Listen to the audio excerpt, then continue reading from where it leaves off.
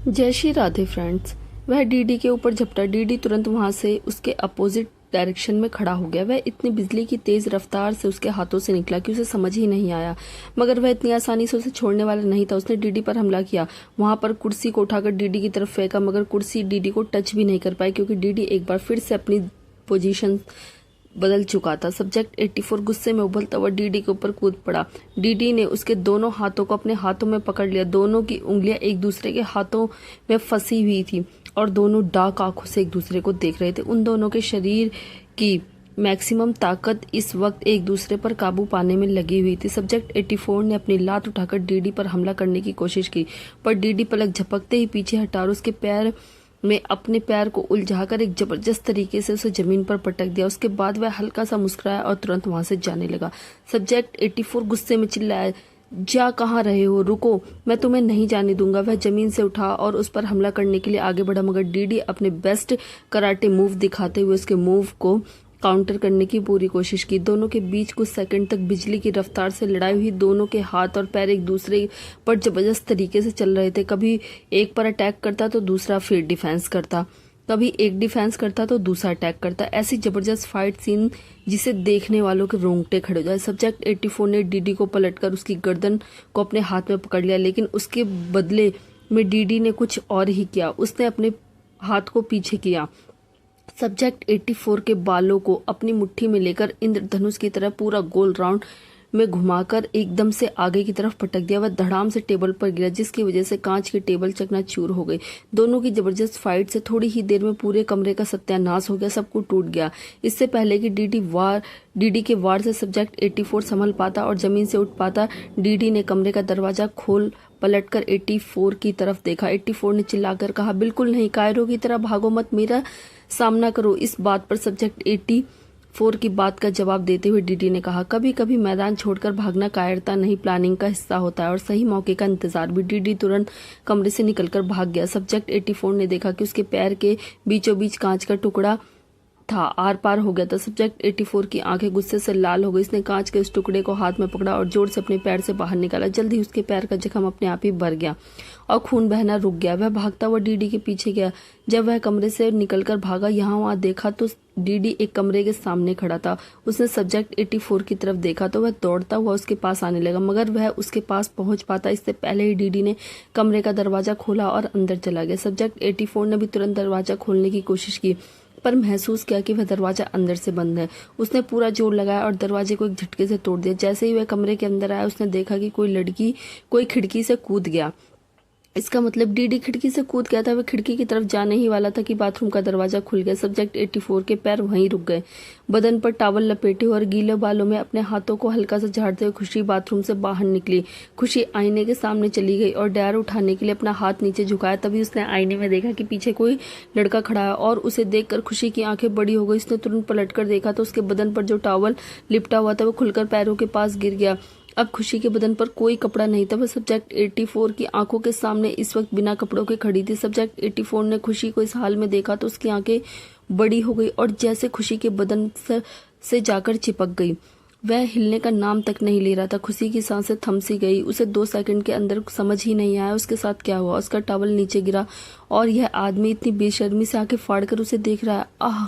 खुशी जोर से चिल्लाई और भागकर पर्दे के पास गई। उसने पर्दे को अपने बदन से लपेटकर खुद को छिपा लिया, पर देखा कि वह आदमी अब भी उसे घूर रहा है। उस आदमी के गाल शर्म से लाल हो गए थे। सब्जेक्ट 84 ने महसूस किया कि उसका गला सूख गया है, उसके कान गर्म हो गए और लाल गुलाबी कान हो गए हैं। और गुस्से से उबलते हुए बोला, कहीं कौन तुम, निकल जाओ यहाँ से। उसने सामने पड़ा सामान उठाकर सब्जेक्ट 84 की तरफ फेंक दिया, मगर इससे पहले कि वह सामान उसके चेहरे पर लगता, सब्जेक्ट 84 ने उसे 1 इंच की दूरी पर ही अपने हाथों से पकड़ लिया। खुशी गुस्से में उबल रही थी। सब्जेक्ट 84 की नजरें अब भी खुशी पर थी, जैसे वह उसे देखकर सांस लेना तक भूल गया हो। खुशी गुस्से में जोर से चिल्लाई, कौन हो तुम, तुम्हारी हिम्मत कैसे हुई मेरे कमरे में आने की, मैं पुलिस को कॉल करूंगी, दफा हो जाओ यहाँ से। कहीं के शर्म नहीं आती तुम्हें। मेरे कमरे में घुसते हुए मैं तुम्हारी कंप्लेंट करूंगी। खुशी के चिल्लाने से सब्जेक्ट 84 थोड़ा होश में आया और असहज होकर यहाँ वहाँ देखने लगा। उसने खिड़की की तरफ देखा, वह डीडी को पकड़ने आया था, लेकिन यह सब उसके एक्सपेक्टेशन से बिल्कुल बाहर था। उसने बिल्कुल भी उम्मीद नहीं की थी कि ऐसा कुछ हो जाएगा। अब इस लड़की के सामने वह कुछ नहीं कर सकता। उसने तुरंत दरवाजा खोला और वहां से भाग गया। खुशी की सांसें तेज हो रही थी, उसकी धड़कनें इतनी तेज थी कि वह शर्म से पानी पानी हो गई। उसका मन कर रहा था कि वह फूट फूट कर रो। गुस्से में उसका चेहरा पूरी तरह से लाल हो गया था। वह तुरंत भागता हुआ होटल के बाहर गया और अपने दिल पर हाथ रख लिया। सब्जेक्ट 84 ने महसूस किया कि उसका दिल बहुत ही ज्यादा जोर जोर से धड़क रहा है। ये पहली बार था जब उसकी धड़कन इतनी ज्यादा तेज हो गई थी। उसने अपने चेहरे पर हाथ लगाया। उसका चेहरा अब गर्म था, लाल हो गया था पूरी तरह। उसे समझ में नहीं आया कि उसके साथ क्या हो रहा है। वह चुपचाप अपनी जगह पर खड़ा हुआ। तभी उसका फोन बजा। उसने अपना फोन देखा तो उसका एक्सप्रेशन थोड़े से नर्वस भरे हुए हो गए थे। नर्वस हो गया था और फोन उठाने में थोड़ा सा डर लग रहा था, मगर फिर भी हिम्मत करके उसने कॉल उठाया और कहा, जी डॉक्टर। दूसरी तरफ से डॉक्टर ब्लैक बहुत ही डार्क आवाज में सब्जेक्ट 84 को सुनाई दी। तुम्हें वह मिल गया ना, तो मुझे लेकर आ रहे हो तुम उसे ना। यह सुनकर सब्जेक्ट 84 की हिम्मत नहीं हुई कि वो बोल पाए कि मगर इतना तो बताना ही था। फिर उसने आंखें बंद कर एक गहरी सांस ली और अंदर ही अंदर अपनी हिम्मत को इकट्ठा किया और कहा, वो एक्चुअली डॉक्टर बात यह है कि वह मेरे हाथ से निकल गया। इतना बोलते ही कुछ सेकंड के लिए दूसरी तरफ भी बिल्कुल सन्नाटा था। इस सन्नाटे ने सब्जेक्ट 84 की धड़कनों को और ज्यादा तेज कर दिया था। तभी उसे शांत गहरी गुस्से भरी आवाज सुनाई दी, तुमने कहा था कि तुम उसे पकड़ने जा रहे हो, वह तुम्हें मिल चुका है, तो फिर यह तुम्हारे हाथों से कैसे निकल गया। डॉक्टर ब्लैक बहुत जोर से चिल्लाया। सब्जेक्ट 84 के माथे पर पसीना आ गया और वह उसकी धड़कन अब डर के मारे तेज हो गई। उसने कहा कि वो एक्चुअली मैंने उसे पकड़ने की बहुत कोशिश की, हमारे बीच में जबरदस्त फाइट भी हुई, मगर फिर भी वो भाग गया। I am really sorry, but मैं उसे जल्द ही पकड़ लूंगा, प्रॉमिस।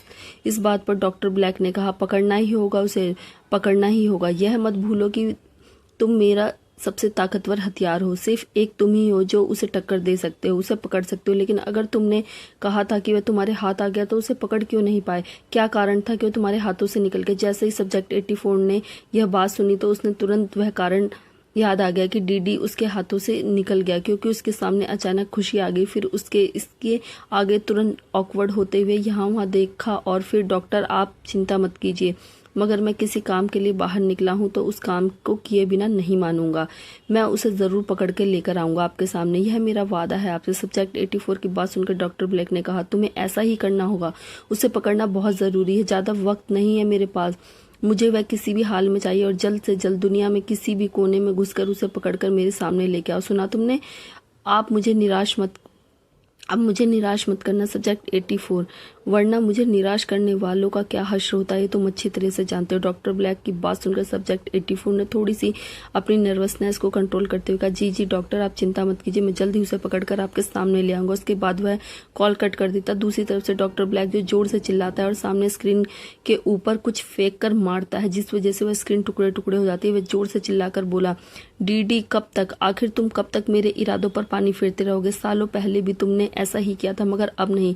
जिस दिन तुम मेरे हाथ आए वह दिन तुम्हारी जिंदगी का आखिरी दिन होगा और मेरी नई जिंदगी का पहला दिन। यह बोलकर डॉक्टर ब्लैक बहुत जोर जोर से हंसने लगता है। उसकी हंसी बहुत ही भयानक और हॉरिफाइड थी, जो एनवायरनमेंट में गूंज रही थी। स्वयं आराम से हाथ में बियर का कैन लेकर अपने मोबाइल को स्क्रॉल करता हुआ हॉल में आता है और सोफे पर फैलकर बैठ जाता है। फोन देखते देखते वह थक चुका था। उसने फोन को बगल में फेंका और आराम से बियर पीता हुआ सोफे पर लेट के छत की तरफ देखते हुए मुंह बनाकर बोला, कितना बोरिंग है यार, आज मैं कहीं बाहर नहीं जा सकता, क्या करूं कुछ समझ में नहीं आ रहा। अपने किसी गर्लफ्रेंड को बुला लेता हूँ, हाँ ये ठीक रहेगा। तभी अचानक वह देखता है कि उसके फोन उसने कहाँ फेंक दिया। तो उसकी नजर एकदम से सामने टेबल पर पड़ी हुई डायरी पर पड़ती है। वह डायरी के पास आकर उसे अपने हाथों में उठाकर बोलता है, तेरी वजह से मुझे एक्स्ट्रा ओवर टाइम करना पड़ रहा है। अरे बता क्यों नहीं देती, क्या चक्कर है? ड्रग्स वाले लोगों के पास क्या कर रही थी तू कल, मुंह ही कुलच्छनी। इसके बाद वह डायरी को खोलकर देखता है। वह झाड़ कर भी देखता है, एक एक पन्ने को आगे पीछे करके देखता है। खाली डायरी का क्या मतलब यार? आखिर ड्रग्स लेने में इस डायरी का वो लोग कैसे इस्तेमाल करते होंगे? फिर डायरी में कोई नंबर वगैरह भी नहीं लिखा है कि ड्रग डीलर का नंबर लिखा हो, पता नहीं क्या चक्कर है। डायरी को वहीं टेबल पर रखते हुए अपने फोन को ढूंढने लगा। तभी उसे अपने फोन मिल गया। उसने अपना फोन उठाया, आराम से सोफे पर लेट गया, फिर अपनी गर्लफ्रेंड के पास कॉल लगाया। स्वयं की कितनी ही गर्लफ्रेंड थी यह स्वयं को खुद भी नहीं पता था, इसलिए जो भी नंबर उसके सामने आया उसने कॉल लगा दिया और बड़े ही प्यार से अपनी गर्लफ्रेंड से बात करने लगा। Hello my love, what are you doing baby, you know how much I miss you, I am dying without you, I so much need you sweetheart. वह लबी डबी बातें करने लगा अपनी गर्लफ्रेंड के साथ। उसके बाद थोड़ी नॉटी होते हुए बोला, अच्छा एक बात बताओ ना, आज तुमने क्या पहना है? अरे वह नहीं यार, नीचे से बताओ ना। अच्छा वीडियो कॉल पर दिखाओगी प्लीज बेबी? अच्छा दिखाओ ना, मैं करता हूँ तुम्हें वीडियो कॉल। ओके मेरी जान, I love you so much. इतना बोलकर अपने हाथ को हिला रहा था कि तभी हाथ टेबल पर रखी हुई बियर की कैन पर टकरा जाता है। वह एकदम से टेढ़ी होकर गिर जाती है। बियर डायरी की भीग जाती है। बियर के गिरने से डायरी भीग जाती है। स्वयं जब यह देखता है तो उसकी आंखें एकदम से शॉक्ड फटी की फटी रह जाती है। एकदम से खड़ा होकर बियर की कैन को उठाता है, साइड में रखता है। ओ माय गॉड, उसका फोन ऑन था। उसने डायरी को उठाकर देखा जिस पर बियर टपक रही थी। उसे अपनी गर्लफ्रेंड से कहा, नहीं एक्चुअली कोई प्रॉब्लम हो गई है, मैं तुमसे बाद में बात करता हूँ कि बाय। ये बोलकर स्वयं कॉल कट कर देता है और डायरी को देखा। फिर अब माथा कई बार रगड़ कर पीटता है और कहता है, क्या कर दिया मैडम मैंने? अगर दरोगा मैडम ने देख लिया तो मुझे एक पैर से पकड़कर दूसरे पैर पर हाथ रख के फाड़ देंगी, यह वो भी बीच में से। नहीं नहीं, अगर कोई भी सबूत हुआ इस डायरी में तो वह मिट जाएगा। क्या करूं क्या करूं क्या करूं? तभी अचानक स्वयं को एक आइडिया आता है। वह तुरंत कमरे में भागकर जाता है, अपने ड्रायर उठाकर लाता है और फिर उस डायरी को ड्रायर की मदद से सुखाने लगता है। जैसे जैसे डायरी सूखती है स्वयं को राहत की सांस आने लगती है। लेकिन तभी उसकी नजर कुछ ऐसा देखती है, इसे देखकर उसकी आंखें और मुंह खुला का खुला रह जाते हैं। स्वयं डायरी को देखते हुए बोला, ओ शिट, ये क्या है? मुझे दरोगा मैडम को बुलाना होगा। वो तुरंत अपना फोन उठाकर शरण्या को कॉल लगाता है और शरण्या आराम से अपने कमरे में आती है। उसके बाद वह बाथरूम की तरफ जाने लगती है। तभी अचानक से उसके फोन पर फोन आता है। शरण्या ने देखा कि स्वयं उसे कॉल कर रहा है। स्वयं का कॉल देखते हुए थोड़ी अनोइंग आवाज में बोली, अब ये जोकर मुझे क्यों कॉल कर रहा है? इसे क्या चाहिए? शरण्या थोड़ी बेफिक्र होकर कॉल उठाकर बोली, हाँ हेलो। तभी दूसरी तरफ से स्वयं की कुछ हड़बड़ी हुई आवाज उसे सुनाई देती है, शरण्या जल्दी से मेरे घर पर आओ, मुझे तुम्हें कुछ बहुत जरूरी दिखानी। शरण्या थोड़ी हैरान हो गई। स्वयं काफी ज्यादा सीरियस लग रहा था। वह बोली, क्या बात है? Is acting all right? क्या कुछ मिला है तुम्हें? स्वयं ने जवाब दिया, हाँ कुछ ऐसा मिला है जिसे देखकर तुम्हारी आंखें बाहर निकल आएंगी। जल्दी पहुंचो मेरे घर पे, मैं तुम्हें एड्रेस भेज रहा हूँ। उसके बाद स्वयं कॉल कट कर देता है। थोड़ी ही देर में शरण्या की बाइक स्वयं के घर के बाहर आकर रुकती है। वह बाइक से नीचे उतरता है, स्वयं के फ्लैट में जाती है। वह जैसे ही बेल बजाती है स्वयं दरवाजा खोलता है। वह काफी ज्यादा सीरियस लग रहा था। शरण्या कंफ्यूजन में थी। वह भागकर आई। वह स्वयं से बोली, क्या बात है, क्या मिला है तुम्हें? स्वयं शरण्या के अंदर आने का इशारा करते। शरण्या जैसे ही अंदर आई स्वयं ने दरवाजा बंद कर दिया और शरण्या से बोला, यहाँ आओ मेरे साथ। उसके बाद शरण्या स्वयं के साथ हॉल में चली गई। स्वयं शरण्या से बोला, तुमने मुझे जो डायरी दी थी गलती से उस पर मेरी बियर उसके ऊपर गिर गई। ये सुनकर शरण्या चौंक गई और बोली, क्या तुम्हारा दिमाग खराब हो गया? अरे वह प्रूफ था, उसके अंदर कुछ भी हो सकता था। तुमने उस पर बियर कैसे गिरा दी? तुम इतने लापरवाह कैसे हो सकते हो? स्वयं मल्होत्रा, मैं तुम्हारा मुंह तोड़ दूंगी। शरण्या एकदम से गुस्से में फूट पड़ी। स्वयं ने इरिटेट होकर कहा, पहले मेरी बात तो सुन लो। शरण्या चुप हो गई। स्वयं ने कहा, मैंने उस पर बियर गिरा दी। उसके बाद जब मैं उसे सुखा रहा था तो मुझे कुछ ऐसा मिला जिसे देखकर तुम खुद हैरान हो जाओगी। यह कहकर स्वयं शरण्या को दोनों टेबल के पास जाते हैं। शरण्या उस डायरी को देखने लगी। स्वयं शरण्या से बोला, अब मैं तुम्हें दिखाता हूँ मुझे डायरी में क्या मिला। स्वयं ने बड़ी सावधानी से डायरी को खोली और एक चुटकी भर करके उठाया। शरण्या चौंक गई। वह शॉक होकर बोली, what the hell is this? स्वयं ने शरण्या से कहा, इस डायरी में कोई सबूत नहीं था, ये डायरी ही सबूत है। इस डायरी के पन्ने ड्रग्स के बने हुए हैं और यह भी ड्रग्स में बदल जाते हैं जब अल्कोहल इसमें मिक्स की जाती है। स्वयं एक पन्ना निकालता है और एक पन्ने के ऊपर बियर डालता है और उसके बाद एक पन्ना और फाड़ कर उस पर पानी डालता है। जिस पर पानी डालता है वह गल जाती है, मगर जिस पर बियर डालता है वह जब ड्रायर से सुखाते हैं तो पाउडर फॉर्म में बदल जाती है। शरण्या की हैरानी का कोई ठिकाना नहीं था। स्वयं शरण्या से बोला, इस डायरी के पन्ने एक खास तरह के ड्रग्स से बने हुए हैं जो पानी के कांटेक्ट में आकर बेकार हो जाते हैं, मगर शराब के कांटेक्ट में आकर अपने ओरिजिनल फॉर्म में आ जाते हैं। यह देखो जैसे कि यह हुआ। शरण्या ने तुरंत एक प्लास्टिक बैग में डायरी को डालते हुए कहा, मुझे तुरंत इसके सैंपल लैब में भेजने होंगे। इसका मतलब यह है कि जो ड्रग्स को सप्लाई कर रहा है वह उन्हें कागज की फॉर्म में सप्लाई कर रहा है या किसी ऐसे फॉर्म में जिस पर लोगों को बिल्कुल भी शक नहीं होगा। माय गॉड, जो भी कुछ है बहुत ज्यादा चालाक है। दोनों खड़े हो गए। शरण्या स्वयं से बोली, थैंक यू, तुमने मेरी बहुत मदद की है। अगर तुम यह नहीं पता लगाते तो हम कभी भी पता नहीं चल पाता कि इस डायरी के पीछे का सीक्रेट क्या है। इस बात पर स्वयं शरण्या मुस्कुराकर अपने आप पर प्राउड फील करता है और कहता है, थैंक्स, वैसे मैंने तुम्हारी इतनी बड़ा मदद की है, तुम बदले में मुझे कुछ मिलना चाहिए। बोलते हुए सब नोटी तरीके से शरण्या को देखकर अपने हाथों को मसलने लगता है। यह देखकर शरण्या अपने आईब्रोज ऊपर उठा लेती है। उसकी आंखें ठंडी हो जाती हैं। 2 झापड़ दूं तुम्हें ताकि तुम्हारी अकल ठिकाने पे आ जाए। शरण्या की बात सुनकर स्वयं मुंह बनाते हुए बोला, हमेशा मारने पीटने की बात करती है, थोड़ा प्यार की बात भी कर लिया करो। मैं तो बस बोल ही रहा था कि थैंक यू के बदले तुम मेरे साथ कॉफी पर चलोगी तो बहुत ज्यादा अच्छा रहेगा। शरण्या 2 कदम स्वयं के पास आकर स्वयं खुश होकर एक्साइटेड लग रहा था। शरण्या ने उसके कॉलर को जोर से पकड़ा, अपनी तरफ उसके चेहरे को करते हुए कहा, say it again and I will kick you ass. यह सुनकर स्वयं मुंह बना लेता है। फिर शरण्या वहां से चली जाती है। सुबह शरण्या पुलिस स्टेशन में पहुंचती है। वो जाकर अपनी चेयर पर बैठती है तो एक हवलदार अपने हाथों में कुछ फाइलें लेकर उसके पास आता है। कहता है, मैडम लैब से ड्रग्स से रिलेटेड ये रिपोर्ट्स आई। शरण्या हल्का सा सर हिला देती है और रिपोर्ट्स लेती है। उसने रात को ही कॉल करके अपने सारे कनेक्शंस को एक्टिव कर दिया था और सारे पुलिस स्टेशन में इस ड्रग्स के रिलेटेड इंफॉर्मेशन भेज दी थी। उसने पूरी पुलिस फोर्स को काम पर लगा दिया था कि कोई भी ऐसी चीज जो ट्रक या किसी व्हीकल में भरकर ले जाई जा रही हो, जैसे कि डायरी, कॉपी, किताब वगैरह, उसे तुरंत ही व्हीकल को रोक दिया जाए और उसका इंस्पेक्शन किया जाए। शरण्या बैठकर आराम से फाइलें खोलकर चेक करती है। उसे ड्रग्स से रिलेटेड काफी इंफॉर्मेशन मिलती है, जैसे कि इस ड्रग्स को पेपर शीट में बदला जा सकता है और फिर अल्कोहल के कनेक्शन में यह फिर से ड्रग्स में बदल जाती है। यह बहुत खतरनाक ड्रग्स है। लगातार इसे लेने से आदमी पैरालाइज हो सकता है, उसकी मौत भी हो सकती है और हार्ट अटैक जैसी बहुत सारी प्रॉब्लम हो सकती है। रिपोर्ट्स को देखते हुए शरण्या काफी सीरियस आवाज में बोली, माय गॉड, ये क्या हो रहा है इस शहर में, यहाँ के यूथ को। तभी शरण्या के पास एक कॉल आती है। शरण्या फोन उठाकर बोलती है, हेलो। तभी दूसरी तरफ से कुछ इन्फॉर्मेशन मिलती है। तभी तुरंत कुर्सी से खड़ी होकर बोली, ठीक है, मैं अभी पहुंच रही हूँ। फोन रखती है और अपनी गन, डंडा, टोपी लेकर वहां से निकल जाती है। अपनी जीप में बैठकर वो सबसे पहले स्वयं को कॉल करती है। दूसरी तरफ से स्वयं अपने बिस्तर पर फैलकर सो रहा था। उसके खर्राटों की आवाज पूरे कमरे में गूंज रही थी। उसने पिछवाड़ा ऊपर किया हुआ था और वह पूरे बिस्तर पर अपने हाथ पैर फैलाकर पड़ा हुआ था। उसका सोने का तरीका किसी जंगली जानवर से कम नहीं था।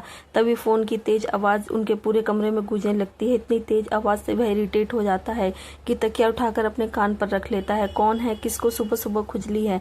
कौन मेरी नींद खराब कर रहा है? चुप हो जाओ, सोने दो मुझे। स्वयं सोने की कोशिश करता लेकिन फोन लगातार बज रहा था। वह इरिटेट होकर अपना हाथ टेबल की तरफ बढ़ाता है। आंखें बंद किए हुए बिना फोन की स्क्रीन देखे वह फोन उठाता और कान पर लगाकर नींद से भरी आवाज में बोलता है, कौन है? क्यों सुबह सुबह नाक में दम कर रखा है? चैन से सोने भी नहीं देते। तो दूसरी तरफ से शरण्या की कड़क आवाज सुनकर स्वयं होश में आता है। तुम अभी तक सो रहे हो? दोपहर के 11 बज रहे हैं, इडियट। इतनी ही अचानक इतनी कड़क और भयंकर आवाज सुनकर स्वयं की सारी नींद उड़ जाती है। वह एकदम से खड़ा होता है और फोन की तरफ देखता है जिस पर लिखा हुआ था, दरोगा मैडम। एक बार के लिए तो स्वयं को गुस्सा आता है। वह इरिटेट फेस बना लेता है और फिर अपने गुस्से को शांत करता हुआ फोन को कान पर लगाकर कहता है, अरे मैडम, आखिर आप मुझसे चाहती क्या हैं? मैं आपकी हेल्प कर रहा हूँ। आप इस केस में, इसका मतलब यह तो नहीं कि आपने मेरा सुख चैन सब खा जाए। आपने मुझे खरीद लिया है क्या? नहीं ना, मुझे कोई सैलरी नहीं मिलती इस काम की। चैन से सोने दीजिए मुझे। तभी दूसरी तरफ से शरण्या के गुस्से भरी आवाज आती है, सैलरी नहीं मिलती पर आजादी तो मिली है ना। चुपचाप मेरी मदद करो और लोकेशन पर पहुंचो, वरना उठाकर कोई भी केस लगाकर जेल में डाल दूंगी। भूलो मत, कल तुम्हारे घर से ड्रग्स मिली है। शरण्या की बात सुनकर स्वयं का मुंह थोड़ा खुला का खुला रह जाता है। वह तुरंत कहता है, एक्सक्यूज मी मैडम, जुबान संभाल कर बात कीजिए। वह ड्रग्स आपने ही मुझे दी थी। अरे आपको तो ये पता भी नहीं था कि वो ड्रग्स है। इनफैक्ट आपको तो मेरा शुक्रिया अदा मानना चाहिए। मेरी वजह से यह राज आपके सामने आया। मैंने आपकी इतनी बड़ी मदद की और आप मुझ पर झूठे एलिगेशन लगाकर जेल में डालने की बात कर रही हैं। जाइए, मैं आपकी मदद नहीं करूंगा। उखाड़ लीजिए जो उखाड़ना है। स्वयं की बात सुनकर शरण्या थोड़ी इरिटेट होकर अपना माथा पकड़ लेती है, मगर वह अपने गुस्से को शांत करने की कोशिश करती है क्योंकि उसे स्वयं की जरूरत पड़ सकती है। एक गहरी सांस लेकर अपने टेम्परेचर और बीपी को नॉर्मल करने की कोशिश करती हुए शरण्या ने कहा, देखो स्वयं, लोकेशन पर पहुंचो। आई एम सॉरी, हमें इस केस से रिलेटेड तुम्हें वहां पर होना चाहिए मेरे साथ। स्वयं ने कहा, ठीक है, मैं आ जाऊंगा, मगर आपको रिक्वेस्ट करनी होगी। मैं आपका नौकर नहीं हूँ मैडम। आप मेरी मदद ले रही हैं और मदद रिक्वेस्ट से ली जाती है। स्वयं की बात सुनकर शरण्या अपनी आईब्रो सिकोड़ लेती है और कुछ ज्यादा नहीं हो रहा है?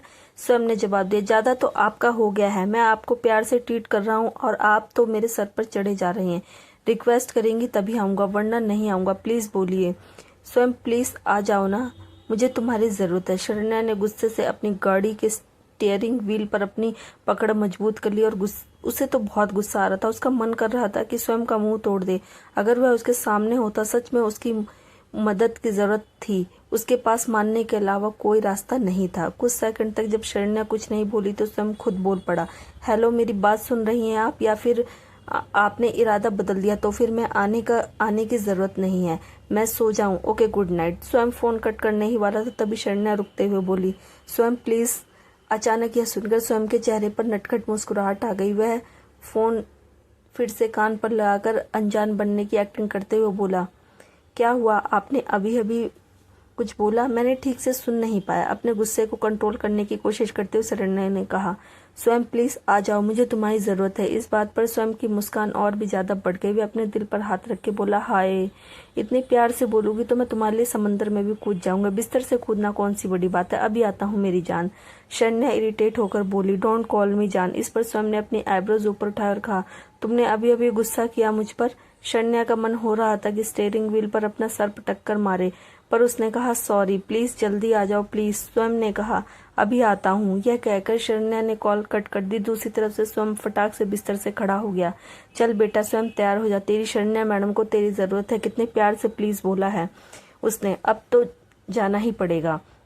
यह कहते हुए बिस्तर से कूदता हुआ नाचता हुआ बाथरूम में चला गया। दूसरी तरफ शरण्या गाड़ी चला रही थी। फोन कट करते ही उसने फोन बगल वाली सीट पर फेंक के मारा और बड़े ही गुस्से से गाड़ी चलाते हुए बोली, अगर मुझे इसकी जरूरत नहीं होती तो इसकी मैं ऐसी की तैसी कर देती। समझता क्या है ये अपने आप को, यह अपने आप को। जल्द ही शरण्या जीप की लोकेशन पर पहुंच जाती है, जहां उसके हवलदार पहले से ही उसका इंतजार कर रहे थे। वह फटाफट जीप से बाहर निकलती है। उसके हवलदार उसे सैल्यूट करते हैं।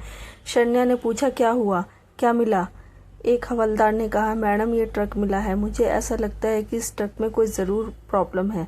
शरण्या ट्रक को चेक करते हुए बोली, इसका मालिक कहाँ है? हवलदार ने जवाब दिया, मालिक तो भाग गया। शरण्या हैरान होकर बोली, क्या? हवलदार ने कहा, हम इस ट्रक का पीछा कर रहे थे क्योंकि हमें इसमें कुछ गड़बड़ी लगी। ट्रक का ड्राइवर ने स्पीड बढ़ा दी। हमने रोकने की कोशिश की लेकिन वह सिग्नल तोड़कर भाग गया। आगे जाकर वह ट्रक से नीचे उतरा और जंगल की तरफ भाग गया। उसके बाद वह हमें नहीं मिला। शरण्या सोच में पड़ गई और ट्रक को देखने लगी। उसने हवलदार से कहा, तुम लोगों ने इसे खोलकर चेक किया? हवलदार ने सर हिलाते हुए कहा, नहीं, हम बस आपका ही इंतजार कर रहे थे। शरण्या ने हल्का सा सर हिलाया और कहा, खोलो इसे। थोड़ी ही देर में स्वयं उस लोकेशन पर पहुंच जाता है तो शरण्या ने उसके पास भेजी थी। वह वहां पर आकर देखता है कि एक बड़े से ट्रक को खोला जा रहा है। वह शरण्या के पास जाकर पीछे से आवाज लगाता है, हेलो दरोगा मैडम। शरण्या एकदम से पलटकर देखती है, पीछे स्वयं खड़ा। वह इरिटेट होकर बोली, ऐसे एकदम से कान में आकर कौन बोलता है, इडियट। वह फिर से पलटकर ट्रक की तरफ देखने लगी। स्वयं ने मुंह बनाते हुए कहा, खामोश, हमेशा सड़ा हुआ मुंह बना रहता है, इतनी खूबसूरत है, थोड़ा मुस्कुरा भी दिया कर। उसकी बात सुनकर शरण्या अपनी आंखें रोल करती स्वयं एक हवलदार से बोला, हेलो दादा, गुड मॉर्निंग। शरण्या स्वयं से बोली, तुम 12 बजे उठते तो इसका मतलब ये नहीं कि पूरा शहर 12 बजे उठता है। तुम्हारी गुड मॉर्निंग बाकी सबके लिए गुड आफ्टरनून बन चुकी है। स्वयं हल्का सा सर खुजाता है। तभी अंदर जो हवलदार ट्रक के अंदर गया था वह आवाज लगाता है, मैडम यहाँ जरा आइए। यह सुनकर स्वयं और शरण्या दोनों ट्रक के अंदर की तरफ देखते हैं। हवलदार बॉक्स को खोलकर दिखाता है। वह ट्रक में बहुत सारे बॉक्सेस में भरा हुआ था। हवलदार एक एक बॉक्स खोलता है, पर मैडम इसमें तो काफी किताबें, कुछ खिलौने, कपड़े, तकिया वगैरह हैं, इसमें से तो ऐसा कुछ भी सामान नहीं है। सुनकर शरण्या और स्वयं एक दूसरे को देखते हैं। तभी हवलदार को एक और बॉक्स खोलता है। उसमें से एक डायरी उठाकर देखता है। ये बॉक्स उन छोटी छोटी डायरियों से भरी हुई थी और ये डायरियां हैं मैडम, हवलदार बोला। छोटी सी डायरी को देखकर शरण्या और स्वयं चौंक जाते हैं। स्वयं तुरंत ऊपर चढ़ता है और हाथ देकर शरण्या को भी ऊपर चढ़ा देता है। उसके बाद लोग अंदर जाकर चेक करते हैं। शरण्या उन डायरियों को अच्छे से देखती है और स्वयं की तरफ देखती है। स्वयं उसकी बात को बिना कहे समझे हल्का सा सर हिलाता है और फिर हवलदार से कहता है, शराब की एक बोतल लेकर आओ। यह सुनते ही हवलदार की आंखों में अचानक चमक आ जाती है और वह थोड़ा खुश होकर बोलता है, क्या हम यहाँ पर पार्टी करने वाले हैं? उसकी बात सुनकर स्वयं हंस देता है, पर शरण्या गुस्से से घूरकर उसे देखती है। हाँ, तुम्हारी जॉब जाने वाली है, उसी की पार्टी। एक बार तुम्हें जॉब से निकालने के बाद हम फिर खूब पार्टी करेंगे। अचानक यह सुनकर हवलदार के चेहरा फीका पड़ जाता है। वह कहता है, सॉरी मैडम, मैंने किया क्या है, मेरे छोटे छोटे बच्चे हैं, प्लीज मुझे नौकरी से मत निकालो। उसे इतना घबराया हुआ देखकर स्वयं हंसने लगता है। उसके कंधे पर हाथ रख के कहता है, तुम बहुत फनी हो यार, कोई नौकरी से नहीं निकाल रहा तुम्हें, जाओ शराब की बोतल लेकर आओ। बेचारा हवलदार बिना ज्यादा कुछ बोले चुपचाप ट्रक से नीचे उतरता और वहां से चला जाता है। थोड़ी ही देर में शराब की एक बोतल लेकर वहां पर पहुंचता है। शरण्या ने वहां पर काफी किताब किताबों को अलग अलग सैंपल लिए थे, जहाँ तक कि उसने वहाँ पर खड़े हुए खिलौनों को भी फाड़ फाड़ कर देखा। खिलौनों के अंदर छोटे छोटे पंख भरे हुए थे जो तकिए में डाले जाते हैं।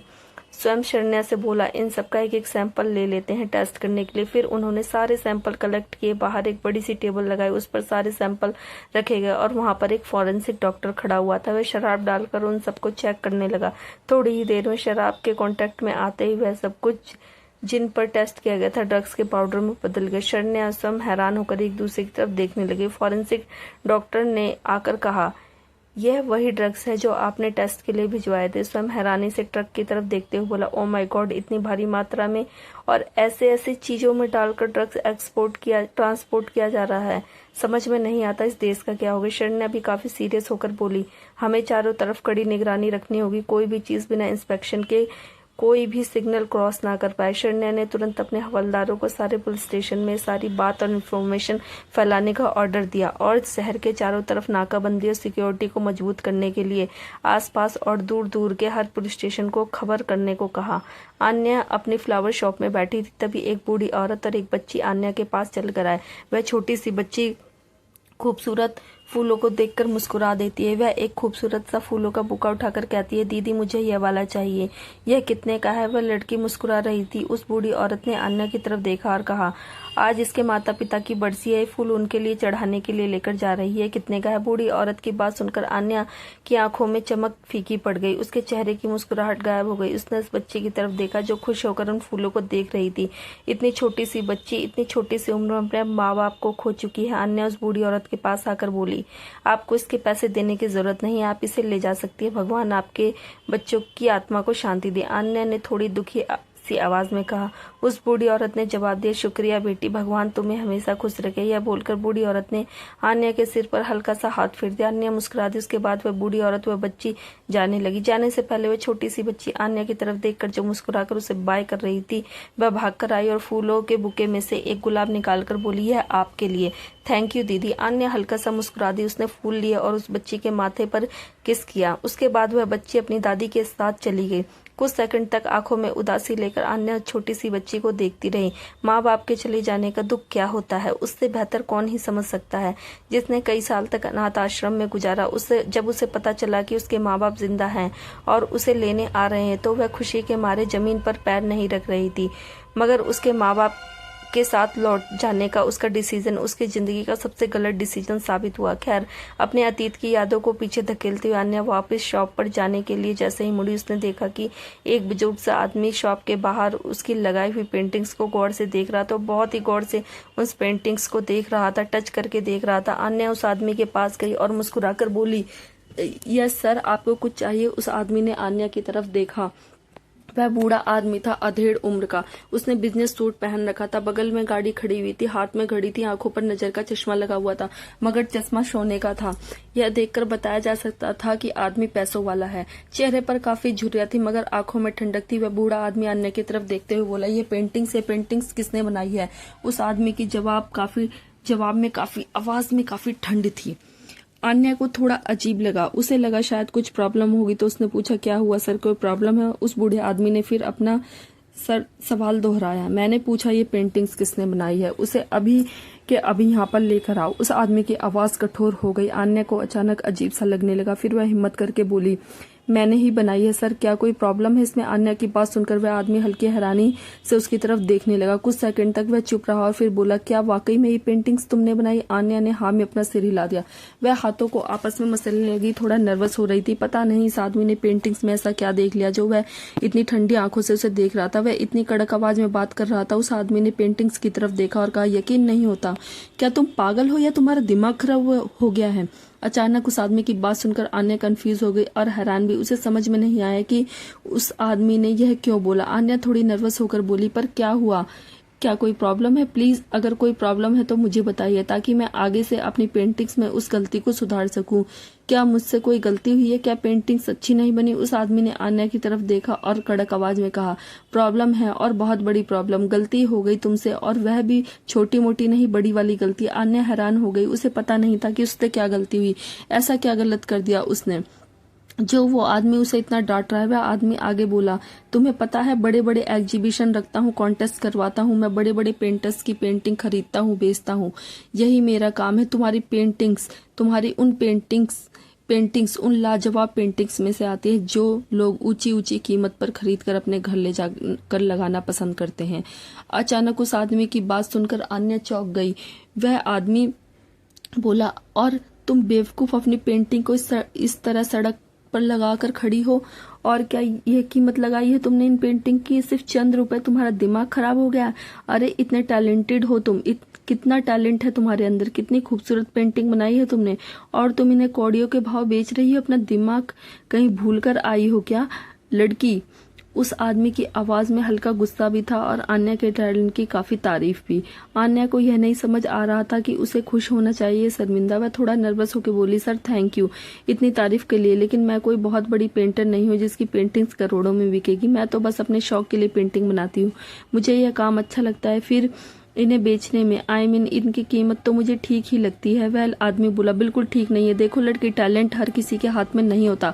अगर भगवान ने दिया है तो उस टैलेंट को क्रेडिट करके अपने अकाउंट में सेव करो, उसे इतना दरिया दिली में लोगों में मत बांटो। उस आदमी ने अपनी पॉकेट में हाथ डाला और एक कार्ड निकाला। यह लो, यह मेरा कार्ड है। बहुत जल्दी मैं एक पेंटिंग कंपटीशन रखने वाला हूँ, वो भी बहुत बड़े लेवल का कंपटीशन होगा। वहां पर बहुत बड़े बड़े पेंटर्स आएंगे। मैं चाहता हूं कि तुम वहां पर आओ, उस कॉन्टेस्ट में हिस्सा लो और अपने टैलेंट को वहां के लोगों के सामने रखो। अचानक उस आदमी की बात सुनकर आन्या बहुत ज्यादा हैरान हो गई। वह कार्ड की तरफ देखती है जिसे लेकर वह आदमी उसकी तरफ बढ़ाए हुए खड़ा था। वह बहुत नर्वस हो गई। उसे समझ में नहीं आया कि उसे क्या करना चाहिए। फिलहाल ज्यादा ना सोचते हुए कार्ड अपने हाथ में लेती और कहती है, थैंक यू सर, मैं इस बारे में जरूर सोचूंगी। वह आदमी हल्का सा सर हिलाकर बोला, टैलेंट को फ्री में बांटना बेवकूफी है। आज की दुनिया में पैसा भगवान है। अगर अपने टैलेंट से तुम पैसा नहीं कमा सकती तो तुम्हारा टैलेंट बेफजूल है।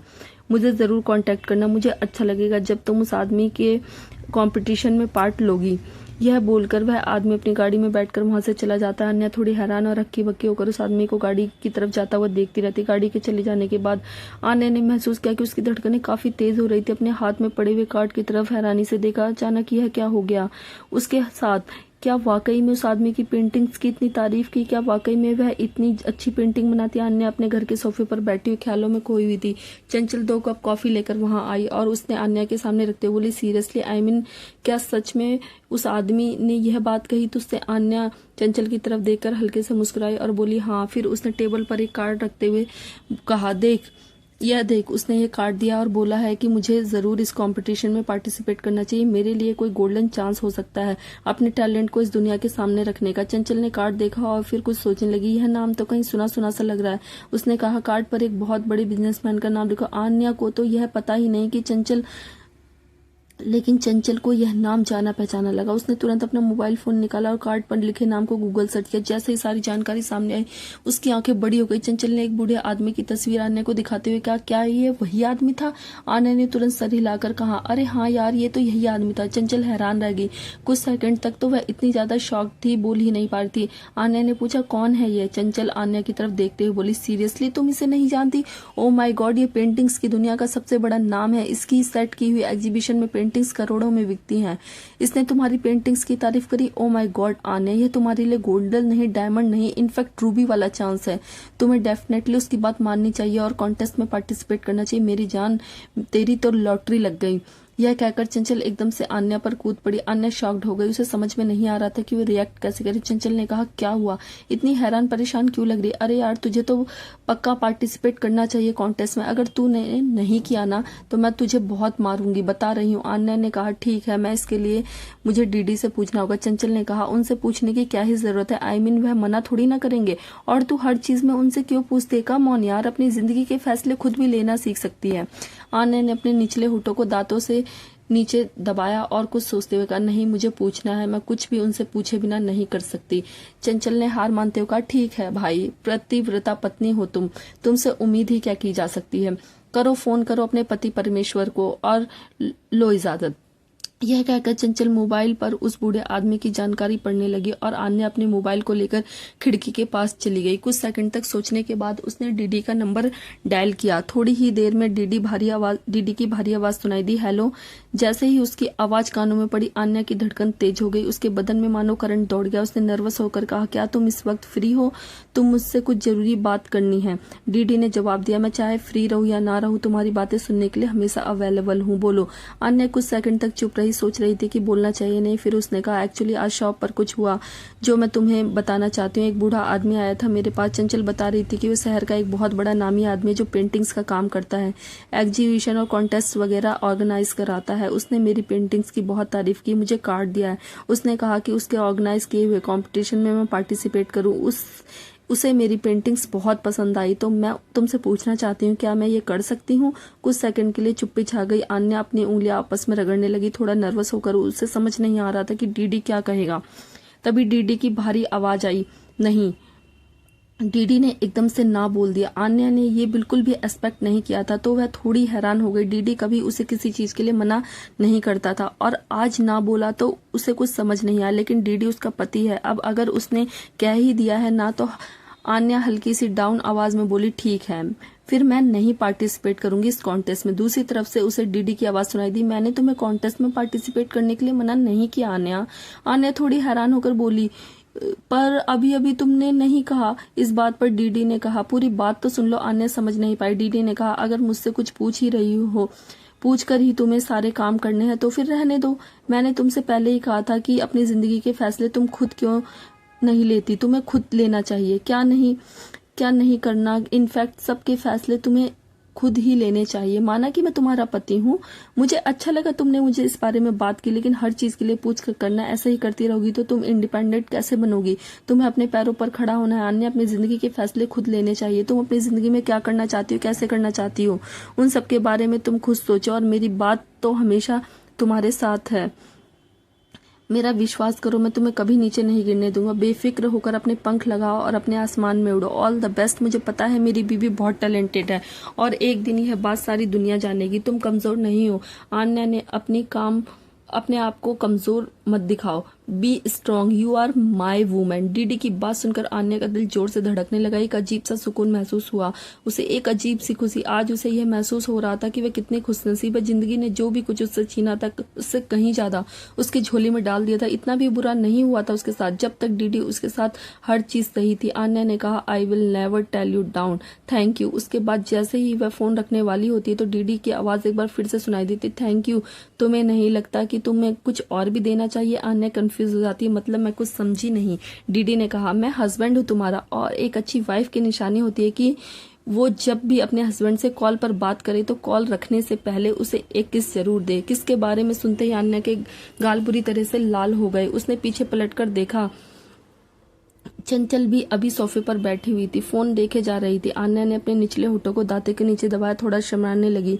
दूसरी तरफ से डीडी ने कहा, जल्दी करो, मुझे ज्यादा इंतजार करना नहीं है। कुछ सेकंड तक आन्या कुछ बोल नहीं पाती, फिर हिम्मत करके डीडी को एक किस दे देती है। आन्या को बड़ी शर्म आ रही थी। डीडी ने कहा, that's better. Anya call cut करके थोड़ा शर्माती है। उसके बाद जैसे ही वापस जाने लगती है, पलटती है तो एकदम से उसके कदम रुक जाते हैं। वह थोड़ा हैरान हो जाती है। पीछे चंचल खड़ी थी, हाथों को छाती पर क्रॉस करे हुए और होठों पर एक नटखट सी मुस्कुराहट के साथ। क्या बात है, मियाँ बीवी की बड़ी चुम्मा चाटी हो रही थी। जीजू तो बड़े रोमांटिक है। आन्या थोड़ा शर्माते हुए वहां से चली गई और बोली, ऐसा कुछ नहीं है, कुछ भी बकवास मत कर। इस बात पर चंचल ने अपनी आईब्रोज उठाई और उसे फॉलो करते हुए बोली, अच्छा मेरे सामने झूठ बोल रही है? अभी अभी मैंने तुम्हें पप्पी करते हुए देखा उसे। अच्छा यह छोड़िए, बता कि जीजू ने कॉन्टेस्ट के लिए क्या? आन्या मुस्कुराकर बोली, उन्होंने बोला है कि मैं जो चाहे वो कर सकती हूँ और मुझे इंडिपेंडेंट बनना चाहिए, अपने फैसले खुद लेना चाहिए। इस बात पर चंचल ने कहा, क्या बात है, मुझे तो जीजू से ही प्यार होता जा रहा है। अच्छा यह बात तूने क्या सोचा? आन्या ने कुछ सोचा और फिर कहा, मैंने डिसाइड किया कि मैं इस कॉन्टेस्ट में पार्टिसिपेट करूंगी और हम कल ही फॉर्म भरने चलेंगे। चंचल खुश होकर आन्या को हक कर लेती है। अगले दिन आन्या और चंचल साथ में जाते हैं वहां पर फॉर्म भरने के लिए। चंचल आन्या ने जींस टॉप पहन रखा था, उसके साथ चंचल भी थी। वह लोग शहर के एक बहुत ही फेमस आर्ट गैलरी में आए हुए थे इस कंपटीशन में हिस्सा लेने के लिए। फॉर्म से यहीं पर मिलने वाले थे उनको। आन्या और चंचल आर्ट गैलरी के बाहर खड़ी थी। यह वही जगह थी जहां पर हर साल बड़े पैमाने पर पेंटिंग्स कंपटीशन आयोजित किया जाता है। चंचल ने मुस्कुराते हुए कहा, चलो जल्दी चलो वरना फॉर्म खत्म हो जाएंगे। आन्या ने अपनी आर्ट की डायरी कसकर पकड़ी और जवाब दिया, चंचल यार मैं थोड़ी नर्वस हो रही हूँ, सब ठीक तो होगा ना, पहली बार ऐसा कुछ करने जा रही हूँ, अजीब फीलिंग आ रही। चंचल ने आन्या के कंधे पर हाथ रख के उसका हौसला बढ़ाते हुए कहा, तेरे पति ने तुझे इतनी हिम्मत दी, अब भी तुझे डर लग रहा है? तुझे इस कंपटीशन में पार्ट लेना भी है और जितना भी है, आखिर अपने पति को प्राउड फील करवाना चाहती हो? नहीं। आन्या ने फैसला किया अगर डीडी उस पर इतना भरोसा करता है तो उसके भरोसे को कभी नहीं तोड़ेगी और वह उसे एक दिन प्राउड फील जरूर करवाएगी। उसने एक गहरी सांस ली और हाँ में सर हिलाया और कहा, हाँ तो चलो करते हैं शुरुआत। फिर दोनों आगे बढ़ी और वे जैसे अंदर आए आर्ट गैलरी का माहौल उत्साह से भरा हुआ था। दीवारों पर सुंदर पेंटिंग्स लगी हुई थी जो प्रतियोगिता के पिछले विजेताओं की थी। एक काउंटर पर फॉर्म भरे जाने वालों की भीड़ थी। आन्या और चंचल लाइन में खड़ी हो गई। आज फॉर्म भरने का लास्ट दिन था। ज्यादातर बड़े बड़े पेंटर्स तो फॉर्म ऑलरेडी भर चुके थे, सिर्फ कुछ ही बचे थे। आन्या काउंटर पर पहुंची तो काउंटर पर बैठी एक महिला ने मुस्कुराकर कहा, पेंटिंग कॉम्पिटिशन के फॉर्म चाहिए? आन्या ने सर हिलाया और जवाब दिया, जी हाँ मैं फॉर्म भरना चाहती हूँ। महिला ने उन्हें फॉर्म देते हुए समझाया, सही वक्त पर आई हो तुम, यह आखिरी फॉर्म बचा है। फॉर्म भरने के लिए आपकी पेंटिंग्स का एक स्केच, आपकी उम्र प्रमाण पत्र और 500 रुपए की फीस एंट्री, साथ ही प्रतियोगिता के नियम इस पर्चे पर लिखे हैं। चंचल ने पर्चा लेकर पढ़ते हुए कहा, आन्या देखो प्रतियोगिता का थीम ब्यूटी ऑफ नेचर है, यह तो तुम्हारे लिए बिल्कुल परफेक्ट है।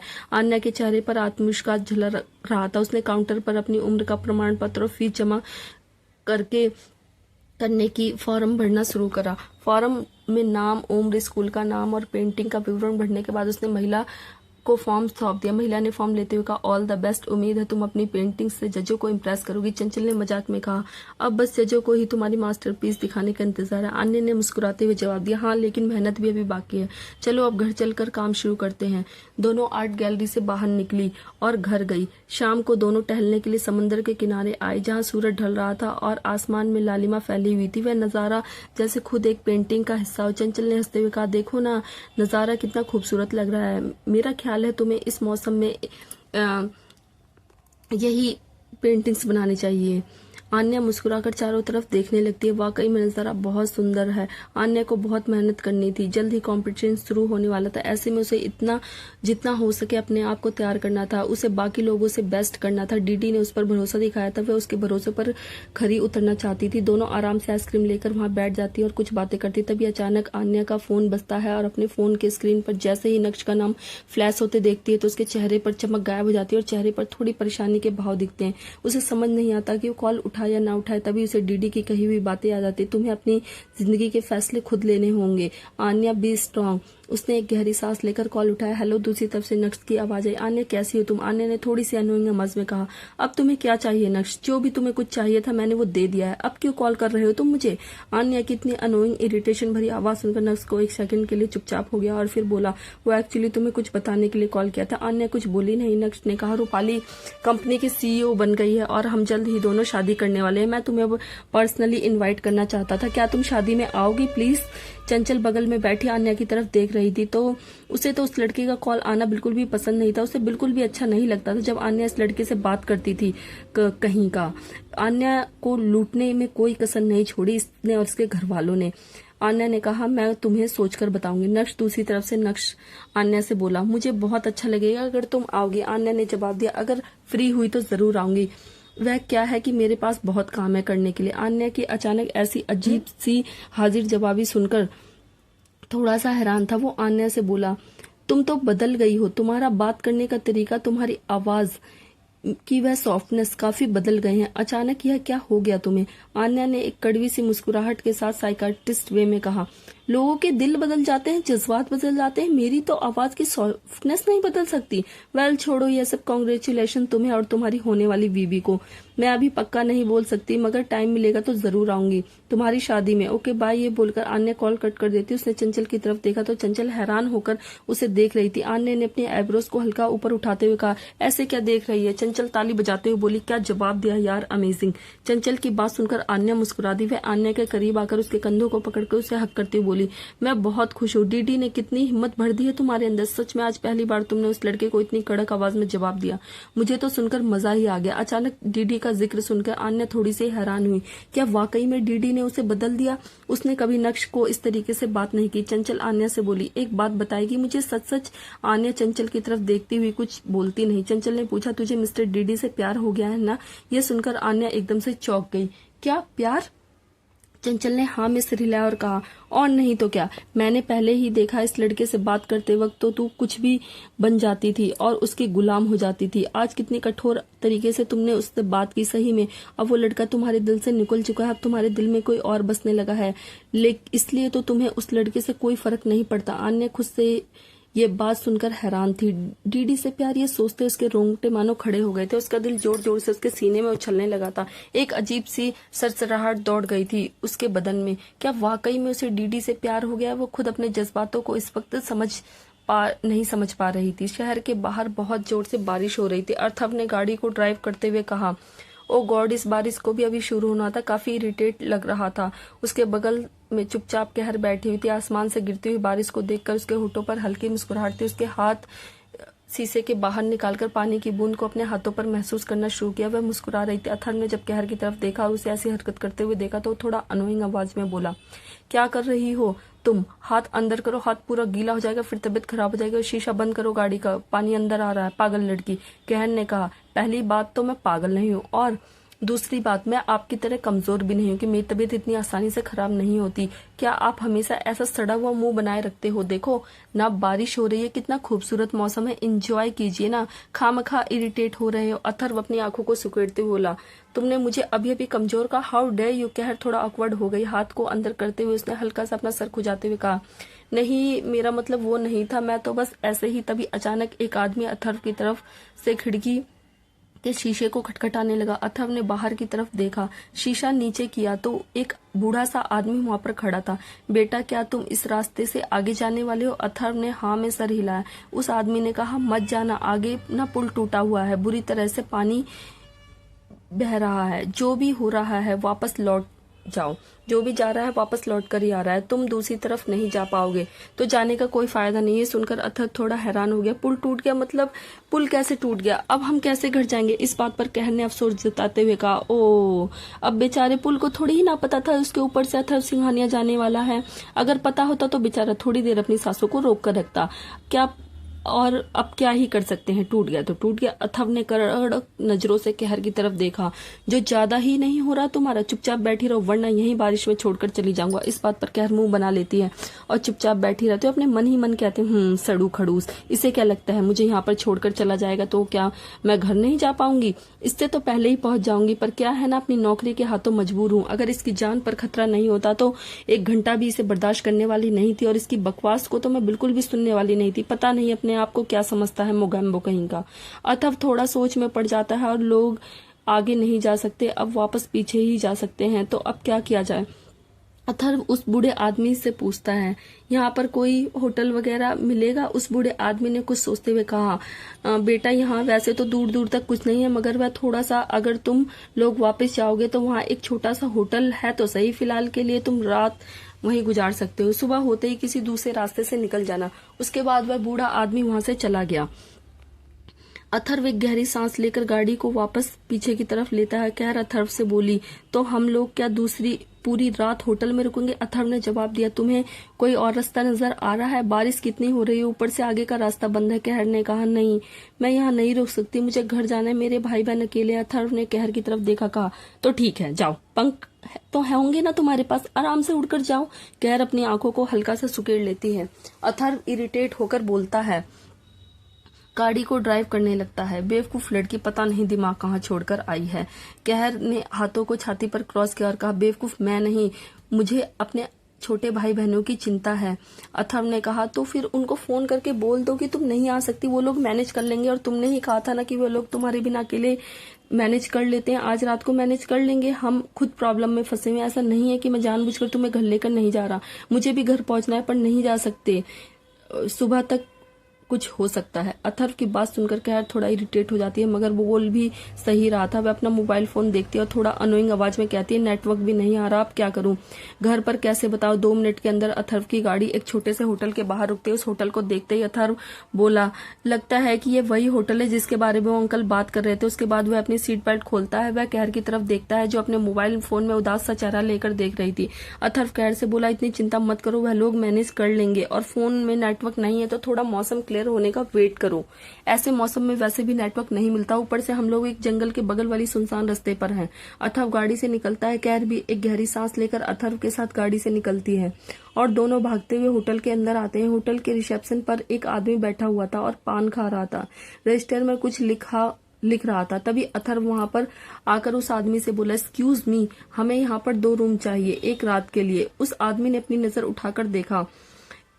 कहर थोड़ा हाथों को मसलते हुए यहाँ वहां होटल में देख रही थी।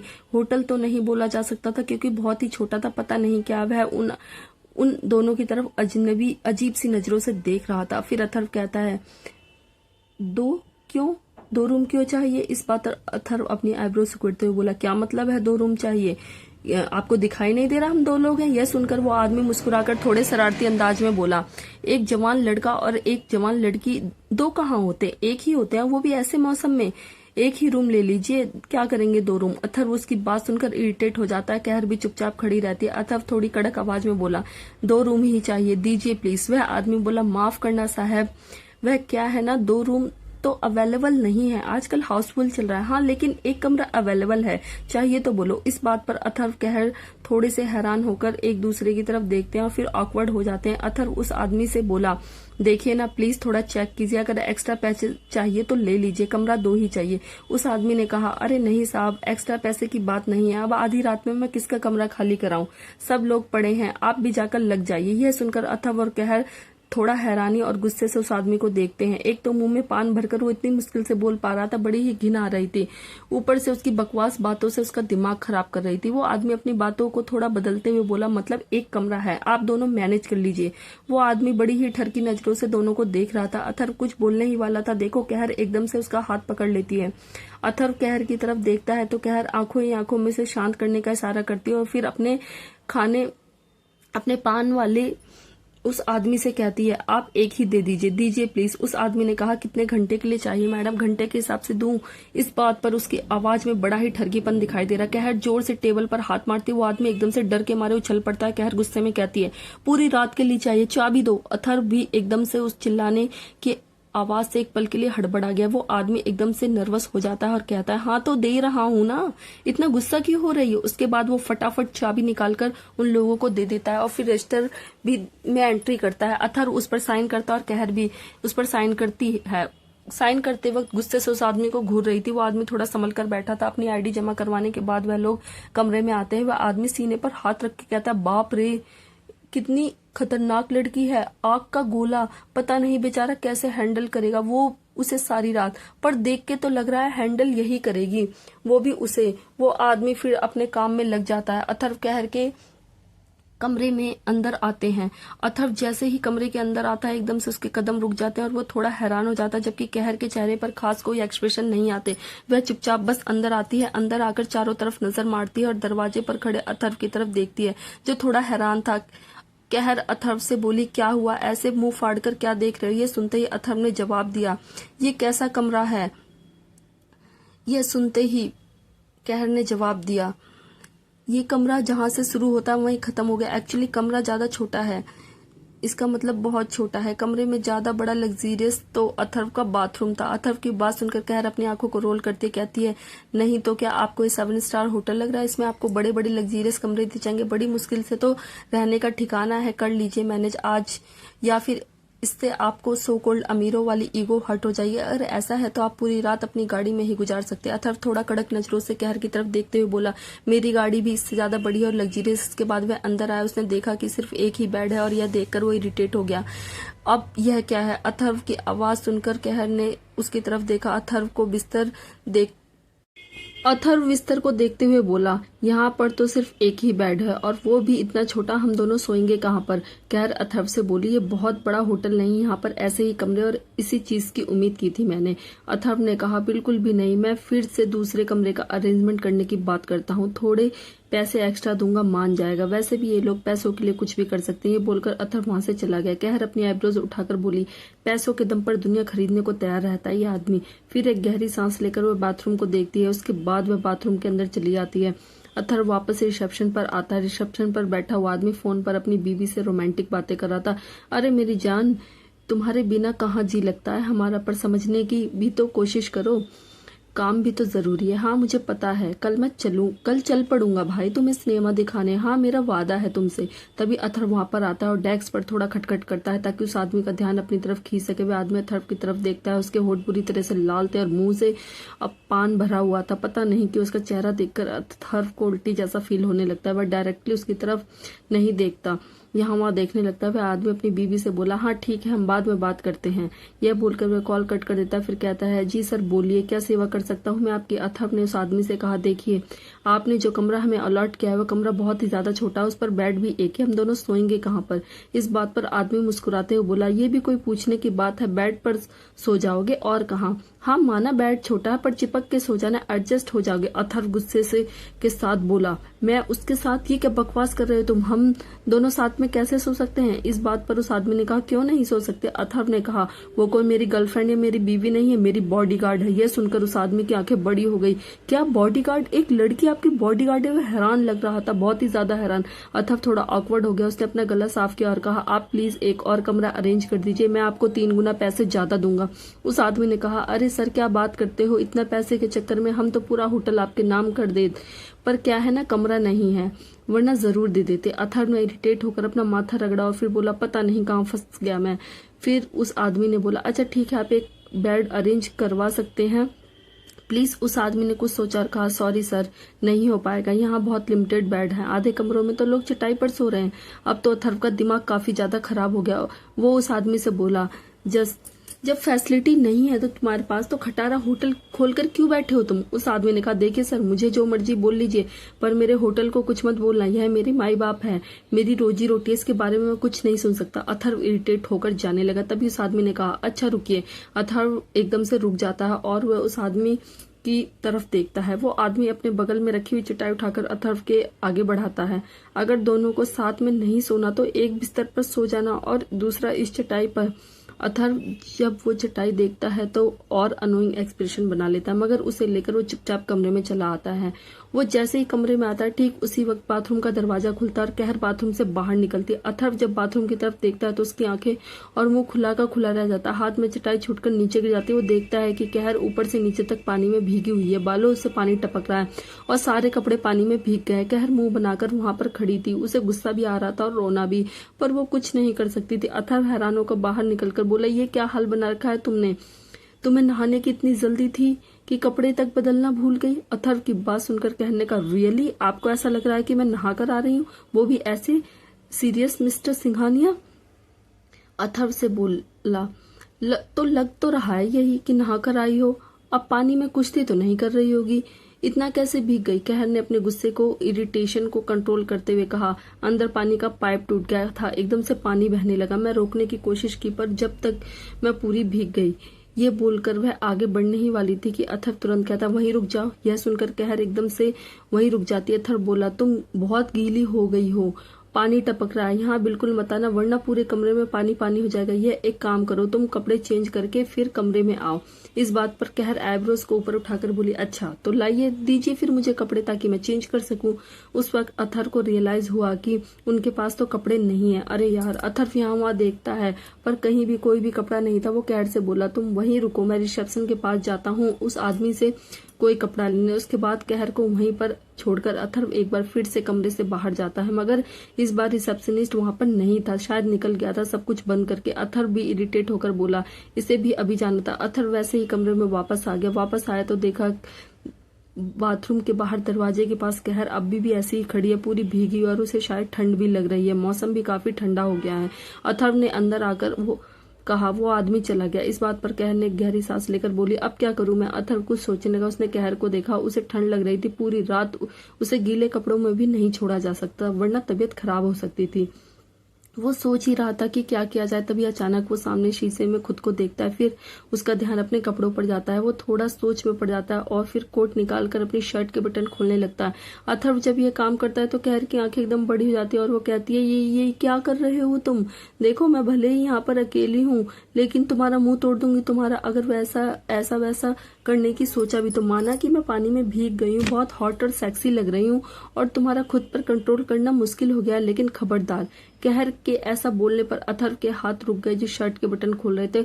उसने पलके उठाकर कहर की तरफ देखा और फिर उसे इग्नोर करके शर्ट के बटन खोलने लगा। अपनी शर्ट जैसे ही उतारी, कहर ने अपनी आंखों को बंद करते हुए कहा, देखो रुक जाओ, मैंने कहा यहीं पर रुक जाओ। तुम आखिरी अपने आप को समझते क्या हो? अगर तुम सोच रहे हो कि अकेली लड़की को देखकर तुम फायदा उठा सकते हो तो शायद तुम मुझे जानते नहीं। उसने इतना ही कहा था कि तभी उसके मुंह पर शर्ट जाके गिरी। कहर ने जैसे ही तैसे अपनी आंखें खोली तो देखा उसके चेहरे पर ऊपर अथर्व की शर्ट है।